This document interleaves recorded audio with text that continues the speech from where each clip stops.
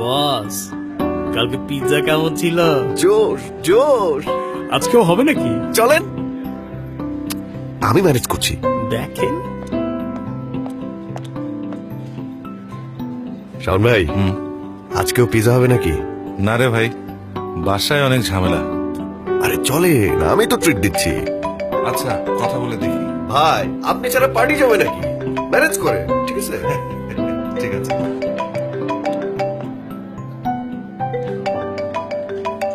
হ্যাঁ মা, বলো। দুপুরে খেয়েছিস বাবা? কেন? না মানে বলছিলাম যে মা, একটু তাড়াতাড়ি বলো। রাতে কি তুই বাসায় খাবি আজ? আচ্ছা, সেটা এখন কি করে বলি বলো তো? মা রাখি, কাজের অনেক প্রেশার। হ্যাঁ,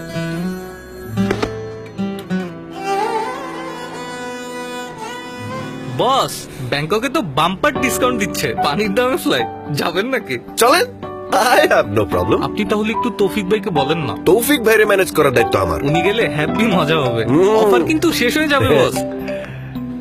হ্যাঁ বলো। হ্যালো বাবা, হ্যাঁ মামুনি, তুমি কি করো? আমি তোমার ফোনের জন্য অপেক্ষা করি। তুমি খেয়েছো? আমি তো খেয়েছি, তুমি খেয়েছো? হ্যাঁ, আমি সে কখন খেয়েছি। আচ্ছা বাবা, বলো তো আমি মাকে কি সারপ্রাইজ দেব? তোমার যেটা পছন্দ তুমি সেটা সারপ্রাইজ দিবে বাবা। আচ্ছা, মাকে তাহলে একটা পেইন্টিং করে দেই। করো। তুমি আসার সময় একটা কেক নিয়ে আসবে কিন্তু। কেক? কেক কেন মামুনি? আরে আজকে মাদার্স ডে না, তুমি তো ভুলেই গেছো। আচ্ছা রাখলাম, তুমি কাজ করো, কেক আনতে ভুলো না কিন্তু।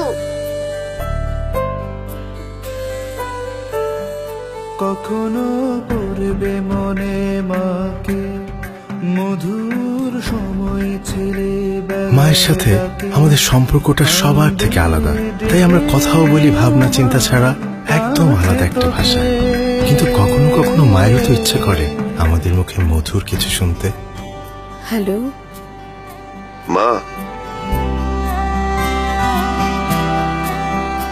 মুড়ি ঘন্ট রান্না করতে পারবে? অনেকদিন খাইনি।